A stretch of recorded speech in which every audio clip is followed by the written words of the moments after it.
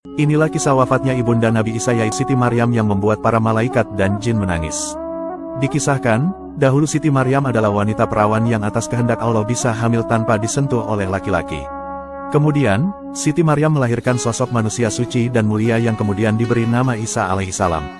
Semasa hidup, Nabi Isa alaihissalam sangat hormat dan sayang kepada ibundanya. Pada suatu hari, Nabi Isa alaihissalam berkata kepada ibunya, "Wahai ibu, dunia ini hanyalah sementara, sedangkan akhirat itu kekal selamanya.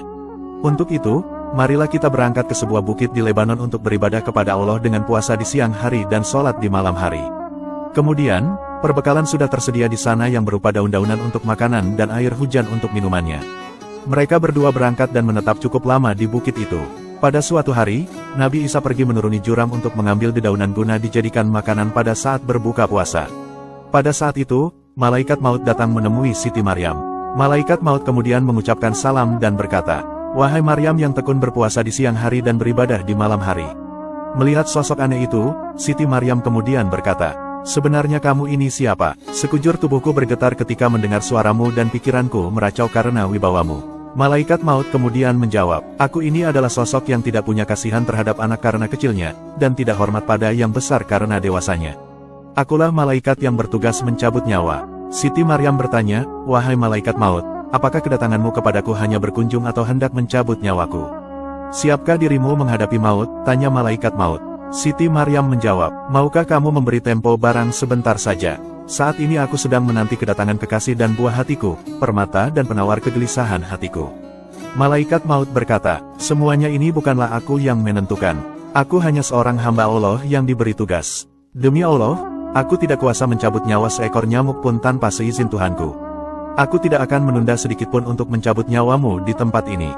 Siti Maryam berkata, "Wahai malaikat maut, kamu telah dipercaya mengemban tugas, sekarang laksanakanlah tugasmu itu." Malaikat maut pun kemudian mencabut nyawa Siti Maryam. Namun sayangnya, Nabi Isa datang terlambat ke tempat ibunya hingga masuk akhir waktu Isya. Ia datang menaiki bukit dan membawa dedaunan dan kubis di tangannya. Beliau tidak mengetahui kalau ibunya sudah wafat. Ketika melewati mihrab ibunya dan memandang ibunya yang tegak di mihrabnya, Nabi Isa mengira bahwa ibunya tengah menyelesaikan sholat fardunya. Setelah itu, beliau meletakkan apa yang dibawanya dan kemudian tegak beribadah hingga tengah malam. Seusai beribadah, beliau memandangi ibunya dan memanggilnya dengan suara yang penuh kasih dari dalam lubuk hati yang khusyuk. Nabi Isa kemudian menyapa ibunya, "Salam sejahtera, mudah-mudahan tetaplah untuk bunda, waktu kini telah malam. Sekarang tibalah saatnya berbuka bagi yang berpuasa serta tiba pula saatnya untuk beribadah. Kenapa ibu berdiam diri tanpa melakukan semua itu?" Setelah sekian lama menunggu dan tidak ada reaksi dari sang ibu, Nabi Isa pun kembali dan berkata, "Memang tidur itu nikmat." Kemudian, Nabi Isa kembali menghadap ke mihrabnya tanpa sedikitpun makanan yang masuk ke dalam perutnya malam itu sampai sepertiga malam. Dengan menunjukkan rasa hormat kepada ibunya, beliau pun memanggil lagi ibunya dengan suara yang penuh kasih. "Salam sejahtera tetaplah kepada bunda." Namun, ibunya tetap tak bereaksi sedikitpun. Nabi Isa kemudian menghadap lagi ke mihrabnya hingga terbit fajar. Kemudian beliau meletakkan pipinya pada pipi ibunya. Beliau pun memanggil seraya menangis, "Salam sejahtera tetaplah terhatur untuk bunda. Waktu malam telah lewat, ini waktu siang menghampiri kita untuk melaksanakan ibadah sholat kepada Tuhan yang Maha Pemurah." Melihat kejadian itu, para malaikat dan jin lantas menangis, dan bukit-bukit di sekitarnya ikut bergema. Melihat hal itu, Allah lalu menguji para malaikat. Allah berfirman, "Mengapa kalian menangis?" "Ya Allah, Engkau Maha Mengetahui," jawab para malaikat. Kemudian Allah berfirman lagi, "Sungguh aku Maha Mengetahui lagi Maha Penyayang." Kemudian, tiba-tiba ada suara lagi, "Wahai Isa, angkatlah kepalamu, ibumu sekarang telah wafat dan Allah memberimu pahala yang besar." Mendengar hal itu, Nabi Isa pun mengangkat kepalanya sambil menangis terisak. "Siapakah yang menyertaiku pada saat sunyi dan sendirian? Siapakah yang menghiburku di perantauan ini? Siapa pula yang membantuku dalam beribadah?" Ketika itu, kemudian Allah menyampaikan wahyu kepada bukit untuk menasihatinya. "Wahai Isa, apa yang kamu risaukan? Tidak inginkah kamu jika Allah yang akan menjadi penghiburmu?" Kemudian, Nabi Isa turun dari bukit menuju sebuah perkampungan Bani Israel untuk meminta bantuan menguburkan ibunya. Namun, para penduduk tidak mau dengan alasan bukit itu sejak lama dipercaya banyak dihuni oleh ular kecil dan ular besar. Karena mengalami penolakan dari kaum Bani Israel, Nabi Isa lantas kembali menaiki bukit dan pada saat itulah beliau bertemu dengan dua orang pemuda yang baik. Ternyata, kedua pemuda itu adalah malaikat Jibril dan malaikat Mikail. "Kenalkan, aku ini adalah malaikat Jibril dan ini adalah malaikat Mikail." Ini obat tubuh dan kain kafan dari Tuhanmu.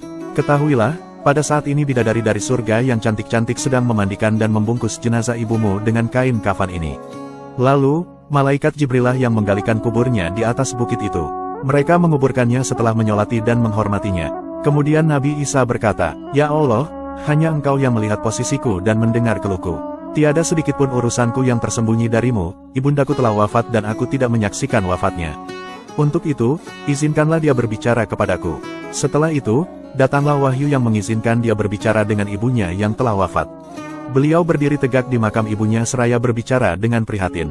"Salam sejahtera tetaplah teratur kepada bunda." Lalu, terdengarlah suara dari dalam kubur Siti Maryam, "Wahai kekasihku, wahai duhai buah hatiku. Wahai bunda, apa yang bunda peroleh di tempat pembaringan dan tempat kembali itu? Bagaimana pula bunda menghadap Tuhan?" tanya Nabi Isa kepada ibundanya. "Aku memperoleh tempat pembaringan dan tempat kembali terbaik. Aku juga mendapat ridho Allah dalam menghadapnya," jawab ibunda Nabi Isa. Nabi Isa bertanya, "Wahai bunda, bagaimana dengan rasa sakit saat maut menjemput? Demi Allah yang telah mengutusmu sebagai nabi yang membawa kebenaran, sampai saat ini rasa pedihnya maut masih belum hilang dari kerongkongan. Kehebatan malaikat maut pun belum lenyap dari pandangan mataku. Untuk itu, haturkanlah salam sejahteramu untukku hingga hari kiamat," tutur ibunda Nabi Isa. Subhanallah, itulah balasan mulia dari Allah untuk hamba-hambanya yang solih dan taat. Di mana Allah mengangkat derajat ibunda Nabi Isa di dalam kubur dan di akhirat.